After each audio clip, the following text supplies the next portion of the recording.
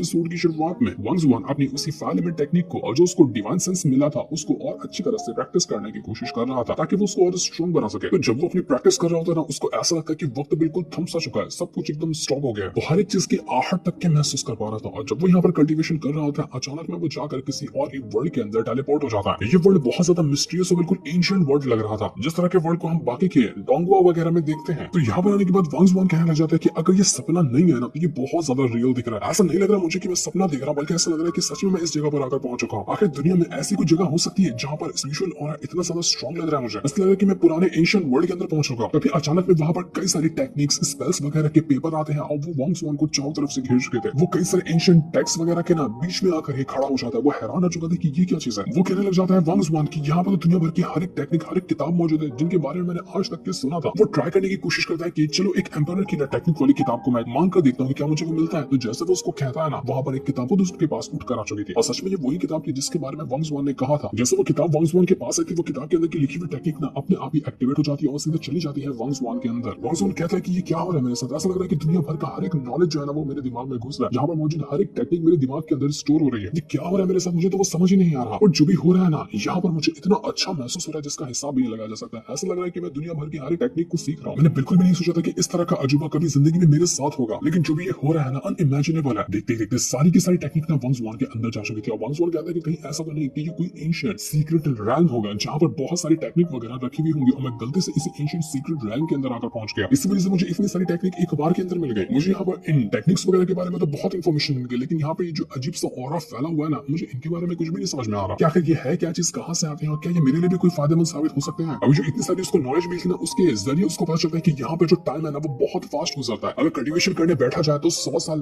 मतलब कुछ मिनट के अंदर ही गुजर जाएंगे, बिल्कुल उसी तरह से जैसा कि एक इमॉर्टल के लिए गुजरा करते हैं। तो वांग जुआन कहता है कि मेरे पास तो गोल्डन बॉडी टेक्निक है ना, जिसमें लिखा हुआ था कि अगर मैं इसको कल्टीवेट करने जाऊँ तो मुझे मैक्सिमम 4000 साल लग सकते हैं। अगर मैं बाहर की दुनिया में करूंगा तो 4000 साल लगेंगे, लेकिन अगर मैं यहाँ पर करूँ ना तो कुछ टाइम के अंदर मैं गोल्डन बॉडी टेक्निक में मास्टरी हासिल कर लूंगा। तो ये जगह मेरे लिए समझो कि एक चीट कोड की तरह, जहाँ मैं अपनी कल्टीवेशन को एकदम बहुत जल्दी बहुत पीक पर ले जा सकता हूँ। किस्मत ने मुझे ये जगह दी है जो कि बहुत ज्यादा कमाल की जगह है। तो जब अपॉर्चुनिटी मिली तो उसका फायदा उठाया जाना। वो तुरंत यहाँ पर अपनी उसी गोल्डन बॉडी आर्ट को सीखना शुरू कर देता है, जिसको सीखने में उसको सालों साल लग जाते। लेकिन यहाँ पर जब वो इस टेक्निक को सीखना शुरू करता है ना, उसके लिए ये बहुत आसान हो चुका था। जैसे इस टेक्निक को सीख रहा था, आसपास के जितने भी वो डिवाइन ऑरा फैला हुआ था ना, वो सभी उसके शरीर के अंदर जाने लग गया था। जो हेल्प कर रहा था वांग जुआन का, उसको ये टेक्निक सीखने में, जिस वजह से वांग जुआन पूरी तरह से ऑरा के अंदर घिर चुका था। यहाँ पर उसने काफी टाइम गुजार दिया कल्टीवेशन करते हुए, लेकिन रियल वर्ल्ड के अंदर अभी तक एक मिनट भी ढंग से नहीं हुआ था। और इतनी देर के अंदर वांग जुआन ने अपनी गोल्डन बॉडी के कई सारे स्टेप्स को सीख लिया था। ये गोल्डन बॉडी टेक्निक कुछ स्टेप्स के अंदर आती है, तो शुरू के स्टेप्स सीखने में वांग जुआन को कुछ भी टाइम नहीं लगा था। जैसे ये होता है उसके अंदर से ऐसा ऑरा बाहर निकल कर आ रहा था कि मानो किसी इमॉर्टल की तरह वो बन गया हो। जैसे वो अपनी पावर को यूज करता है, उसके पीछे उसकी खुद की ही एक गोल्डन बॉडी आ चुकी थी, जो कि बहुत ज्यादा जायंट और बिल्कुल डिवाइन ऑरा से भरी हुई होती है। वांग जुआन कहता है कि इस जगह का शुक्रिया, यहाँ पर जितने ऑरा फैले हुए हैं उनका शुक्रिया, जो आज उन लोगों ने मुझे गोल्डन बॉडी टेक्निक सीखने में हेल्प की, जिसे सीखने में मैं सालों साल लगा दिया होता लेकिन नहीं सीख पाता। और यहाँ पर वांग जुआन ने ना उस गोल्डन बॉडी के थर्ड लेयर को ब्रेक थ्रू कर लिया होता है, जिसको एक लेयर को भी ब्रेक थ्रू करने में इतना टाइम लगता है, लेकिन उसने सीधा थर्ड लेयर को कुछ ही मिनट के अंदर ब्रेक थ्रू कर लिया। इस चीज से उसकी जितनी पुरानी चोटें वगैरह होती, जितनी भी उसको भी मार लगी थी उन बदमाशों के साथ मुकाबला करते हुए, वो सब ठीक हो चुकी थी। और वांग जुआन इतना ज्यादा अच्छा महसूस कर रहा था ना, मानो कि वो एकदम फ्रेश हो, उसको एक नई जिंदगी मिल गई हो, इतना अच्छा उसको महसूस हो रहा होता है।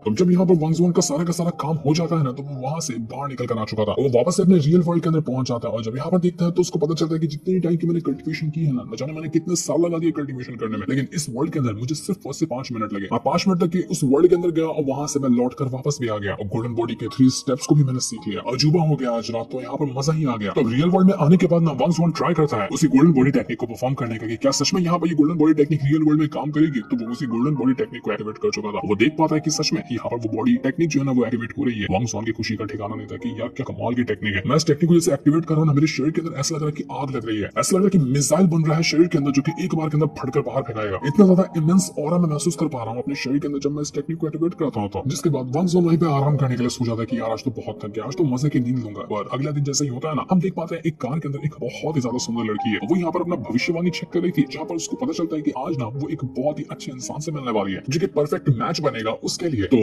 भविष्य बताने वाली जो मशीन थी ना, वही यहाँ पर उस लड़की से कहती कि आज आप जिससे भी मिलेंगे ना, खुशी से मिलना, क्योंकि उनमें से कोई ऐसा हो सकता है कि जो आपका आगे चलकर लाइफ पार्टनर बन जाए। लड़की जो थी ना, उसका नाम था वुयिन, और वो फैमिली की एक प्रिंसेस होती है। वुयिन कहती है कि अरे क्या ये मशीन उल्टी पुल्टी बात बताती है, मुझे कहाँ कोई ऐसा इंसान मिल सकता है, मुझे नहीं लगता कि कोई मुझे ऐसा इंसान कभी भी मिलेगा, क्योंकि जो मुझे पसंद आ जाए ऐसा दुनिया में कोई इंसान मौजूद ही नहीं है। तो इसके बाद वुयिन जो थी ना, वो अपनी कार से उतरकर अपने अंकल के घर की तरफ जा रही होती है, लेकिन तभी हम देख पाते हैं कि वांग जुआन जो है वो अपनी स्कूटर पे सवार होकर वहां से आगे बढ़ रहा है। उसको नींद आ रही थी कि यार रात को तो बहुत मेहनत हो गई, लेकिन ढंग से मैं सो ही नहीं पाया, अब जल्दी जल्दी मुझे अपना कॉर्पोरेशन के अंदर जाना होगा। तो वहीं जाने के लिए ना हड़बड़ी में अपनी स्कूटर चला जा रहा था, और वो रास्ते में देख नहीं पाता कि वुयिन सामने आ रही है, और उसको ठोकने वाला था, पर ठोकने से पहले वो तुरंत उसका हाथ पकड़कर उसको बचा लेता है। इस चीज को देखकर तो यहाँ पर वांग जुआन भी थोड़ा सा शर्मा चुका था, और वुयिन भी शर्मा जाती है कि मैं तो गिरने वाली थी, लेकिन तुमने मुझे बचा लिया। तो वांग जुआन पर उससे कहता है कि देखो इधर उधर ना देख कर तुम चला करना, वरना आगे कोई दूसरा भी तुम्हें ठोक कर चला जाएगा। इतना कहने के बाद वहां से आगे बढ़ चुका था। वुयिन जो थी वो सोचने लग जाती कि क्या उस मशीन ने सही कहा था कि आज मैं ऐसे इंसान से मिलूंगी जो मेरा लाइफ पार्टनर बनेगा। मुझे तो उसकी बात झूठ लग रही थी, पर इस बंदे से मिलने के बाद मुझे उसकी बात सच क्यों लगने लग गई। दूसरी तरफ हम यहाँ पर उसी वुयिन के ना अंकल को देख पाते हैं, जो कि स्टेरो कॉर्पोरेशन के हेड के साथ बैठा हुआ था। वो उसको एक फिशिंग रॉड देते हुए कहते हैं कि बहुत कमाल की रॉड है, ये काम आती है, तुम एक बार के अंदर तालाब की पूरी मछलियां पकड़ लोगे, इसका यूज करोगे तो चलो चलते हैं फिशिंग करने के लिए। तभी वहां पर वुयिन भी आकर पहुंच जाती है, जो उस हेड को और अपने अंकल को दोनों को ग्रीट करती है। तो हेड कहते हैं कि जरा देखो तो अपने आपको वुयिन, तुम कितनी ज्यादा सुंदर हो चुकी है, बचपन में मैंने तुम्हें देखा था, उसके बाद अब देख रहा हूँ। लेकिन वुयिन कहती है कि अरे मेरा छोड़ो, आप अपना देखो, मेरे अंकल ना आपसे छोटे हैं, लेकिन दिखने में ऐसा लगता है कि आप तो बिल्कुल अभी भी जवान है, मेरे अंकल तो बुढ़ाऊ लगते हैं। कमाल तो आप कर रहे हो अपनी जवानी को संभालते हुए। हेड जो था वो अंकल से कहता है कि देखो तुम यहाँ पर कुछ मुझे बताने आया ना, तो बिंदास बता दो, वरना अगर बात को दबाओगे तो तुम्हारा पेट फट जाएगा। इसलिए बोलो क्या बोलना चाहते हो तुम। तो अंकल यहाँ पर हेड से कहने लग जाते हैं कि हमारा जो नोवा अलायंस है ना, उसने एक बहुत ही सीक्रेट जगह को ढूंढा है डीप स्पेस 19 के अंदर। एक जगह का नाम है, और वहां पर उनको ना एक खास तरह की सीक्रेट जगह मिली है। और यहाँ तक मैंने ये भी सुनकर रखा है कि वो जो सीक्रेट जगह है ना, वहां पर कुछ तो ऐसा जुड़ा हुआ है जो जिसको हमने 30 साल पहले फेस किया था, उस मिस्टीरियस लाइट को, उससे जुड़ी हुई कुछ चीज वहां पर मौजूद होगी। तो हमें एक बार वहां पर जाकर ना चेक करना चाहिए। जिस पर हेड कहता है कि देखो इस तरह की फेक न्यूज ना मैंने बहुत बार सुनकर है, कि बहुत मैंने पता लगाया उस मिस्टीरियस लाइट के बारे में, लेकिन कुछ मुझे मिला नहीं। तो फेक न्यूज पे ध्यान देना तुम भी बंद कर दो। लेकिन अंकल कहता है कि अरे नहीं फेक न्यूज नहीं है, मैं सच कह रहा हूँ, मैंने इसको वेरीफाई भी किया है कि बात सच है एकदम। वुयिन यहाँ पर बताती है कि 1 महीने पहले ना हमने वो एंशिएंट मेथड को फॉलो करने वाले कुछ बंदों को भेजा था उसी सीक्रेट जगह के ऊपर, वहां से उन लोगों ने जो भी डेटा कलेक्ट किया ना, उसकी सारी इन्फॉर्मेशन हमारे पास है। जैसे यहाँ पर फोटोज वगैरह वो हेड दिखता है ना, उसको दिखता है कि वहां पर बहुत ही पावरफुल बीस्ट है जिसकी आंखें बहुत ज्यादा डेंजरस है, और वहां पर कुछ और भी ऐसे सबूत थे जो कि मैच खा रहे थे उसी 30 साल पहले हुए इंसिडेंट्स के साथ।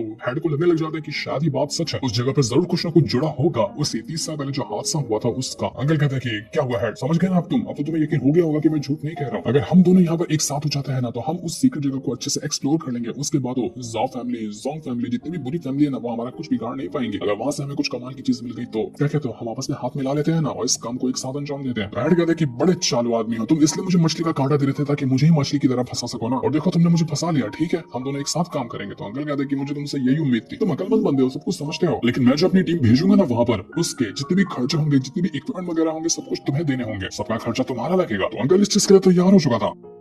दूसरी तरफ किन्मो जो होता है वो यहाँ पर वांग जुआन से कहता है कि जिन लोगों ने तुम्हारे पर अटैक किया था ना, हमें उनकी थोड़ी बहुत खबर मिली है। वो ब्लड ग्रुप से आते हैं, उनका एक क्लान है जिसका नाम है ग्रेट ब्लड कॉर्प्स, उनको कहा जाता है ब्लड ग्रुप, तो वहीं से वो लोग आते हैं। लेकिन उन लोगों ने तुम्हारे पर हमला क्यों किया इसके बारे में अभी कुछ खबर हमें मिली नहीं है, लेकिन हम पता लगा रहे हैं कि इसकी तह तक पहुंचा जा सके। फिक्र मत करो तुम, हम इसकी खबर का पूरी तरह से इन्फॉर्मेशन निकाल लेंगे कि तुम्हारे पर हमला करने का उनका असल में मकसद था क्या। और जहां तक मेरा ख्याल जा रहा है ना, कि वो लोग यहाँ पर सिर्फ तुम्हें मारने नहीं आए थे, बल्कि उनका कुछ और भी मकसद था। वो लोग लिजियान टॉम को ना हासिल करना चाहते हैं, वहां पर जो भी चीज होगी उसको वो कलेक्ट करना चाहते हैं। लिजियान टॉम के बारे में मैंने सुनकर रखा है कि वो एक एंशिएंट टॉम है, और वहां पर बहुत सारी चीजें होती हैं, यहाँ तक कि वो जो ब्लड ग्रुप है ना, उसके कुछ पावरफुल लोग हैं जो कि शानलान एरिया में मौजूद है, और वहीं पर ऐसा कहा जाता है कि वो लिजियान टॉम भी होगा। हमें यहाँ पर ये खबर मिली है कि हमें ना उसी टॉम के पास जाना है जहाँ पर वो ब्लड ग्रुप के लोग मौजूद होंगे, उनके स्पेसशिप को भी वहां पर देखा गया। तो चलो हम अपने मिशन में चलते हैं उस टॉम तक जाने के लिए। हमारा मिशन शुरू होता है अभी से। ये लोग अपने मिशन पे जाने के लिए ना तैयार हो चुके थे। थोड़ी दूर आने के बाद ये शानलिन एरिया में आकर पहुंचते हैं, जहाँ पर ही वो कहा जाता है कि टॉम मौजूद है। यहाँ पर आते ही उनको एक अजीब सी स्पिरिचुअल एनर्जी का भी एहसास होता है, और अंदर एंटर करने से पहले उस टॉम के उनको पता चलता है कि यहाँ पर दुश्मन के पहले से स्पेसशिप वगैरह मौजूद है जो कि यहाँ पर निगरानी कर रहा है, वो पक्का इनका रास्ता रोकने की कोशिश करेंगे। तो ये लोग ना अपने स्पेसशिप का स्टील्थ मोड ऑन कर देते हैं ताकि ये किसी भी रडार के संपर्क में ना आए और किसी को भी इनका स्पेसशिप दिखाई ना दे। चुपके से ये लोग आगे बढ़ने की कोशिश कर रहे थे, लेकिन वो अपने टीम मेंबर से कहता है कि उन बदमाशों को ना, ब्लड ग्रुप वालों को वो टॉम मिल गया होगा, तो हमें जल्दी करनी होगी। तुम तैयार है ना, मैं आगे चाहता हूँ, जैसे यहाँ पर मुझे कुछ लगता है ना, मैं तुम लोगों को सिग्नल कर दूंगा यहाँ पर पहुंच जाना। तो जैसे किन्मो अकेले जा रहा था ना, वांग जुआन उससे कहता है कि कैप्टन मुझे भी आपके साथ जाना है, क्या आप मुझे अपने साथ ले जाएंगे, क्योंकि मैं उनसे एक बार फिर से मिलना चाहता हूँ ताकि उनको मार सकूं। उनकी हिम्मत कैसे सके मुझ पर अटैक करने की। वांग वन दिल में सोच रहा था कि मेरे को ना एक परफेक्ट मौका मिला है गोल्डन बॉडी आर्ट को यूज करने का दुश्मनों के ऊपर। मैं देखूं तो असल में गोल्डन बॉडी आर्ट के अंदर पावर कितनी है, मजा आएगा उनके साथ पार्टी करके। तो किन्नू जो होता है ना वो वांग वन को अपने साथ लेते हैं, ठीक है चलो हम दोनों चलते हैं आगे। तो जैसे कि लोग बाहर निकल रहे थे ना गोल्डन बॉडी आर्ट को सीधा वांग वन यूज कर लेता है। इस वजह से उसका डिवाइन सेंस एक्टिवेट होता है। वो देख पा रहा था कि कहां पर दुश्मन है, कहां पर वो क्या कर रहे हैं, सब कुछ को वो अच्छे से सेंस कर पा रहा था, जो कि उसके लिए बहुत ज्यादा फायदेमंद चीज होती है। वो उस दुश्मन के स्पेसशिप को भी ढूंढ निकालता है और उसकी लोकेशन वो पता कर चुका था। इस वजह से वो उसी तरफ जाने लगता है और वो किन्नू को भी बता चुका था कि स्पेसशिप दुश्मन वाला वहीं पर मौजूद है। किन्नू भी हैरान हो चुका था कि भाई साहब इसको कैसे पता चल गया कि स्पेसशिप वहां पर है, मैं तो अभी तक ढूंढ भी नहीं पाया उसको। तब ये लोग पहले उसी दुश्मन की स्पेसशिप को डिस्ट्रॉय करने के लिए उसी ओर बढ़ जाते हैं। तो जैसे वो लोग वहां पर उस स्पेसशिप के पास आए थे ना, वहां अंदर मौजूद जितने भी लोग होते हैं उनको यहाँ पर खबर मिल चुकी थी। वो लोग कहते हैं कि ऐसा लग रहा है कि बाहर हमारे स्पेसशिप के कोई ना कोई तो पहुंचा हुआ है, एक बार अच्छे से पूरा फुल स्कैन करके देखो कि हमें पता चले कि बाहर कोई मौजूद है या नहीं है। तो ये लोग अपनी स्पेसशिप का एक अच्छा वाला स्कैन शुरू कर देते हैं। किन्नू को जैसे इसके बारे में पता चलता है वो वांग वन से कहते हैं कि जल्दी अपने स्पेशल ऑरा को हाइड करो, क्योंकि ये जो स्कैम है ना ये किसी भी तरह के ऑरा को सेंस कर लेता है। अगर पता चला तो ये लोग अभी आगे हमें मार डालेंगे। तो किन्नू और वांग वन दोनों ने अपने सारे के सारे ऑरा को एकदम सप्रेस कर दिया था, एकदम से खत्म कर लेते हैं वो उस ऑरा को, ताकि वो लोग डिटेक्ट ना हो पाए उन दुश्मनों के रडार में। तो जब स्कैन पूरा हो जाता है तभी यहाँ पर कुछ भी नहीं मिलता उन लोगों को। तो दुश्मनों को लगने लगता है कि शायद हमारी गलतफहमी रही होगी, कोई परिंदा वरिंदा गुजर गया होगा, तो हमें लगा होगा कि हमारा कोई दुश्मन आया है जो हमें नुकसान पहुंचाना चाहता है। चलो अच्छी बात है कि यहाँ पर कोई टेंशन वाली बात नहीं है। तो ये होने के बाद वांग वन और किन्नू जो थे वो तुरंत ही खिड़की के जरिए अंदर घुसने की कोशिश करते हैं स्पेसशिप के, ताकि अंदर जाने के बाद सारे दुश्मनों की वार्ड लगाई जा सके। किसी तरह के स्पेल का यूज करता है किन्नू, जिससे होता है कि खिड़की जो थी ना वो वहां पर चकनाचूर हो चुकी थी। और टूटी भी ऐसा थी कि बिना आवाज है, उसकी आवाज किसी को पता ही ना चले। तो अब यहाँ पर वांग वन सबसे पहले अंदर घुसने की कोशिश करता है, पर फिर भी उन दुश्मनों के जो ब्लड ग्रुप वाले थे ना उनके सिग्नल में आ चुका था कि हमारी खिड़की टूटी है। वो लोग तैयार हो जाते हैं देखने के लिए कि हमारी खिड़की कैसे टूट गई। पूरी की पूरी आर्मी जो थी वो उस तरफ बढ़ने लग गई थी, ताकि वहां जाने के बाद गड़बड़ी का पता लगाया जा सके। और ये लोग कहीं जा पाते इससे पहले वांग वन और किन्नू दोनों के दोनों वहां आकर पहुंच चुके थे। उसको देखकर तो सारे दुश्मन उनके पर अटैक करने लगे कि हम तुम्हें छोड़ेंगे नहीं, तुम्हारी हिम्मत कैसे हुई यहाँ घुसने की। वो स्पेसशिप वाला बंदा अपने बाकी के दुश्मनों को ना इसकी खबर देने की कोशिश कर रहा था, लेकिन जब तक वो खबर दे पाता कि उससे पहले ही वांग वन आकर उसके ऊपर अटैक करना शुरू करते थे। उसको बहुत मारता है, इतना मारता है कि उसकी स्पेसशिप का बैलेंस बिगड़ चुका था। वो इधर उधर पत्थरों से जाकर टकराने लग जाती है। वो इतना टकरा चुकी थी कि स्पेसशिप की हालत खराब होने लगती है। स्पेसशिप वार्निंग दे रहा था कि क्रैश हो रहा है, हमें जल्दी से जाकर लैंडिंग करनी होगी, लेकिन वांग वन लैंडिंग करने थोड़ी नहीं देता, वो स्पेसशिप को बर्बाद करने के लिए तो ही आया हुआ था। तो ये लोग यहाँ पर दुश्मनों की वाट लगाने की कोशिश करने में लग जाते हैं, तब तक कि यहाँ पर वो किन्नू स्पेसशिप को किसी दूसरी जगह ले जाने की कोशिश करता है, ताकि आगे चलकर ये उनके लिए कोई खतरा ना बन सके। दुश्मन वगैरह बड़ी कोशिश करते ताकि अपने बाकी दोस्तों को ना इसके बारे में बता सके गड़बड़ हो चुकी है, दुश्मनों ने हमारे पर हमला कर दिया। लेकिन ये करने से पहले वांग वन ने उसको रोक कर रखा हुआ था। पर गलती हो जाती है कि यहाँ पर सभी को पता चल चुका था। वहां पर एक कॉल आ जाता है जो कि पिक हो चुका था, और इस कॉल को उठाते साथ ही वो जो ब्लड ग्रुप था ना उसके एक बंदे को जो कि कमांडर लग रहा था उसको पता चल चुका था कि इसके स्पेसशिप के अंदर गड़बड़ हुई है। अब तो यहाँ पर वांग वन फंस गया, लेकिन आगे क्या होगा वो हमें नहीं दिखाया जाता, वो हमें पता चलेगा नेक्स्ट एपिसोड के अंदर, जिससे हमको दिखाते हैं साथ ही वाला एपिसोड यहीं पर एंड हो जाता